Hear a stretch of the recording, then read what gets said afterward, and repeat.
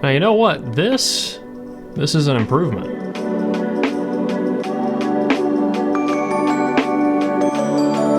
Hey, I'm DMS, you're watching the Headphone Show, and today we're talking about the Meze. Wow, that is expensive. No, it's the Meze Elite. You might have seen a while back, I did an initial impressions video on this before we went to high-end Munich. Well, now I'm back, and I've had a lot of time to spend with these headphones, and here's what I think, starting with build and comfort.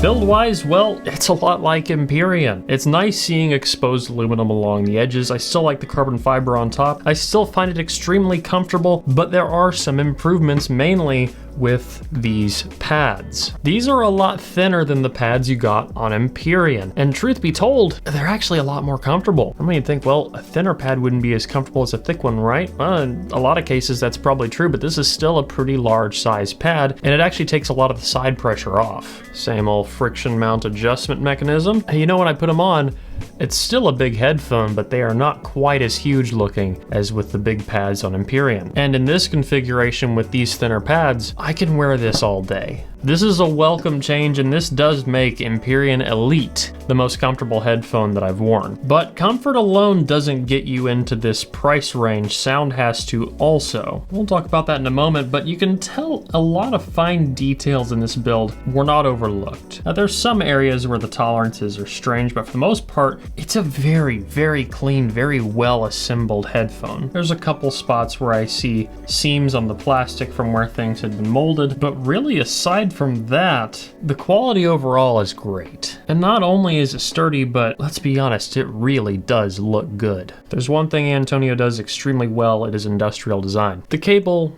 it's a cable. It's a little bit heavy, it likes to bind up, you know, but it works, it gets the job done. It still feels nice, it still feels durable. I personally prefer cables that are a little bit lighter. Enough rambling about this. Subjective sound, and then we'll talk about frequency response.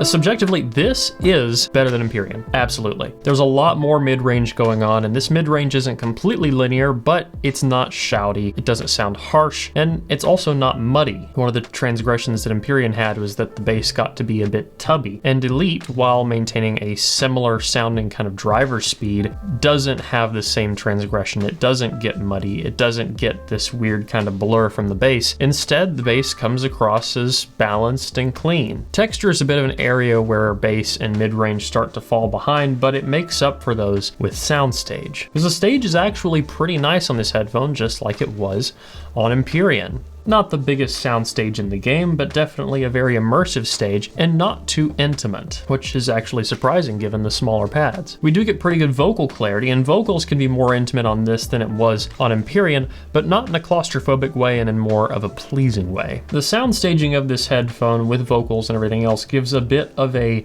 small room effect. Not like an 800S where it's going to go out into space, but also not like a 6XX where it's coming from inside your skull. It's more like I am listening in a small room. This is another good way to put it. If we were comparing headphones to speakers, this would be an open baffle speaker. So not objectively perfect, but also very subjectively enjoyable. Like if I compared, say, the Headphone Aria to a good set of studio monitors, or just some very neutral tower speakers, this would be like a Magnepan. And depending on how you look at that, that's either something you don't want to touch, or it's extremely high praise from the audiophile world. I personally like Magnepans a lot. Ear gain's really nice, there's no shout to it, it sounds very present, very clear. And the treble does a bit of a strange dance. There are some songs where I will get harsher or sibilant highs, though it's very rare. Usually the upper treble leans towards, I'm not gonna say darkness, but not quite neutral either. It's a bit of one of those headphones that's kind of HRTF-y in a sense to where you get some ups and downs, and on some tracks it's going to sound brighter and some tracks it's going to sound darker. I'm not sure the best way to say this, but you know when something sounds hi-fi, like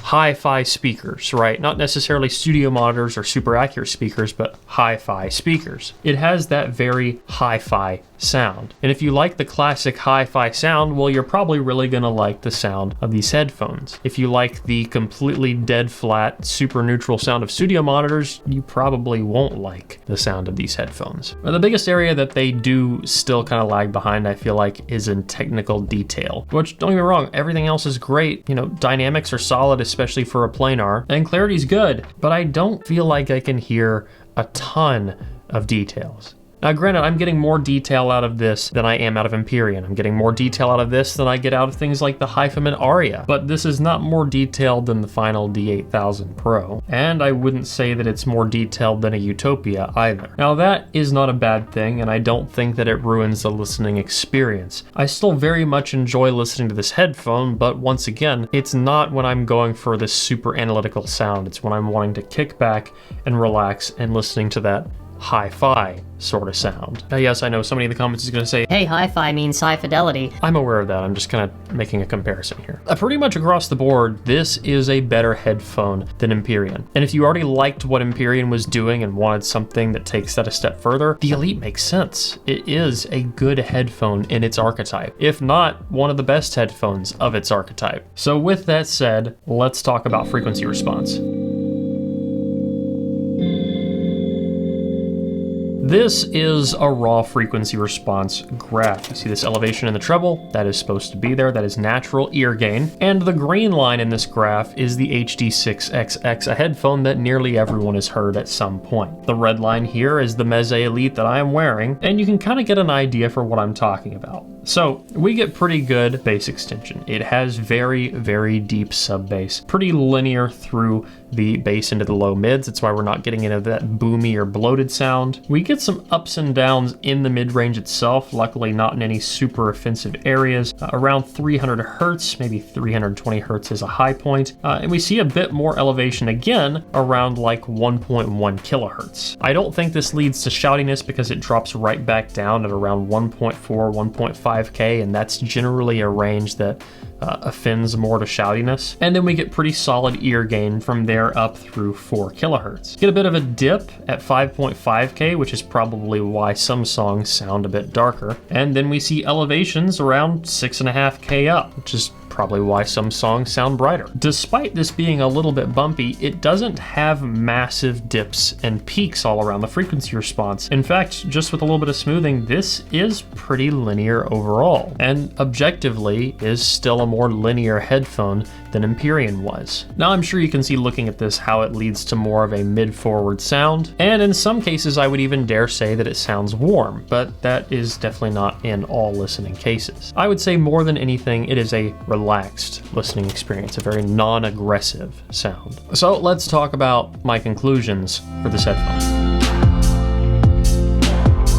Empyrean Elite, the Meze Elite. It's a beautiful headphone. It's beautifully built. It is the most comfortable thing that's ever been on my head, and it's imperfect, but that's okay. It's a headphone that is very enjoyable, especially for someone who's not going for extreme analytical listening, nor for someone who is looking for something that sounds like studio monitors. There are headphones that I enjoy more that cost less than this, but I also know a lot of people who would enjoy this headphone more than any other headphone. So like many things in audio, this is going to come down to personal taste. I know the conclusion that everybody can't stand, but it's the truth. Elite, well, it's a pretty good headphone, and depending on what you're looking for, a pretty great headphone. Had I not just bought another multi-$1,000 headphone, I would be adding this one to my wall, even though it's not the sound I'm generally after. And I think that should speak to the qualities of the things this headphone does well. And if this sounds like the type of headphone you're interested in, well, I'm actually comfortable recommending the Meze Elite. And that